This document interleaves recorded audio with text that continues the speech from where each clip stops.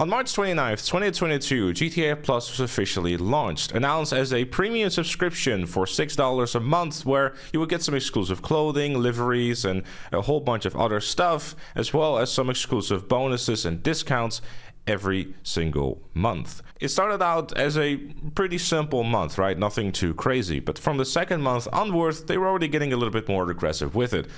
Stuff like bonuses on businesses, heist, and even discounts and bonuses on brand new release content. The introduction of the Vinewood Car Club in June of 2023 with the release of the San Andreas Mercenaries update is where the servers clearly showed that it was going to start taking a turn towards a different strategy. That being more permanent perks in the service rather than having these monthly bonuses, and really wanted to make sure that people feel that these event months rather than event weeks are really worth that $6. Let's be honest, 50% more on a business isn't exactly gonna break your bank, and a lot of people were probably feeling the same way. However, if you're gonna start introducing an entirely new space exclusive for members, where you can get a 20% discount on vehicles, as well as just pick up your vehicle itself that is free that month, becomes maybe a little bit more interesting. Especially if you can also decide to take them for a test drive through spawning them behind you like any other car,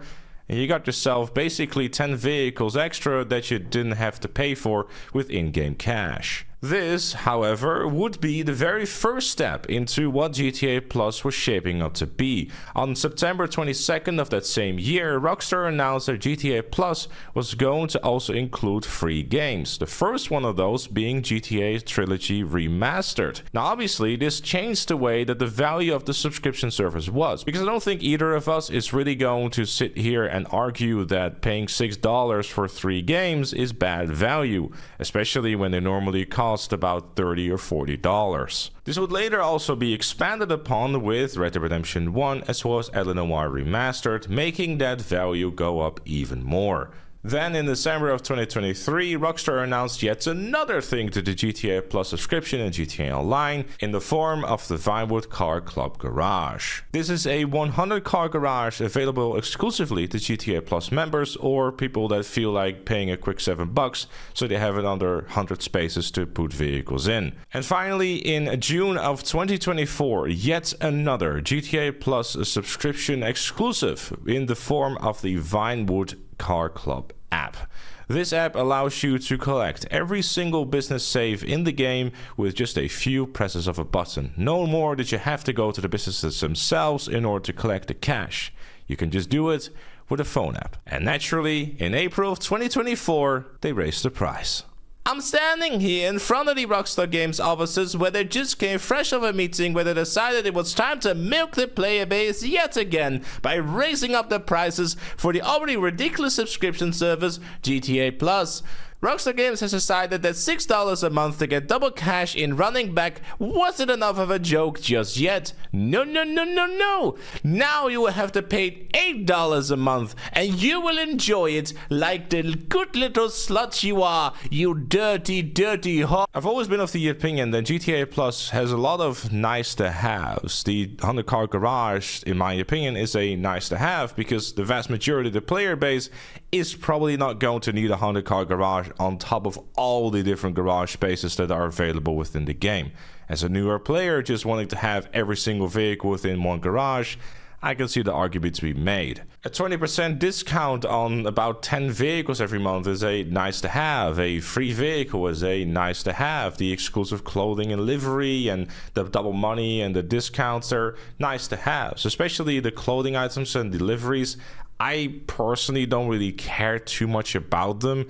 They're nice to have to me, and because that's mainly, as someone that's like me, I don't really particularly care about cosmetics.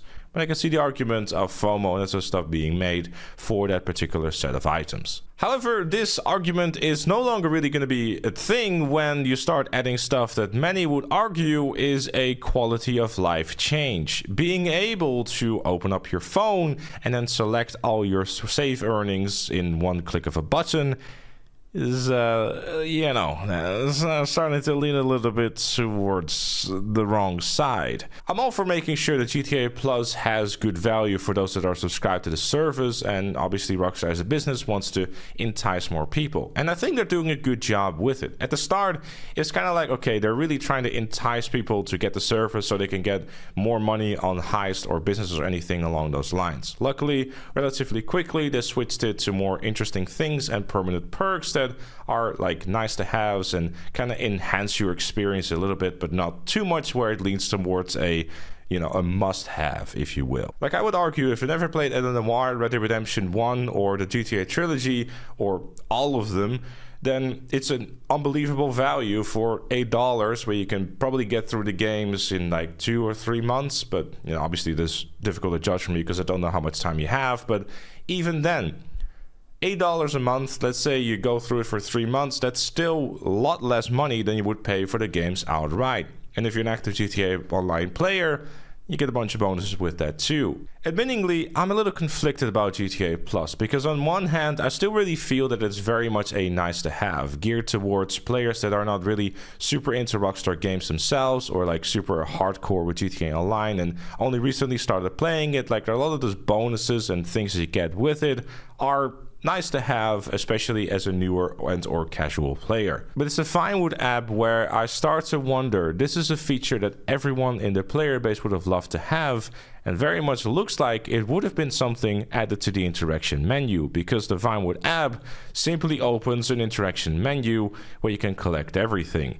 So it's kind of like, why was it not a quality of life feature? Because I'm sure they would have gotten a lot of praise from the player base in an update that was, cool down.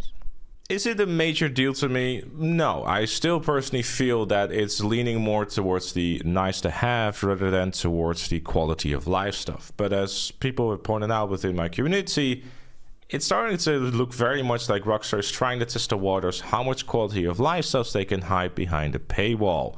With GTA 6 coming up, undoubtedly GTA Plus is going to be some form of part of that too. If GTA Plus continues to enhance your experience rather than making it into I must have the service or else I'm missing out, then I guess we're going to be more than fine.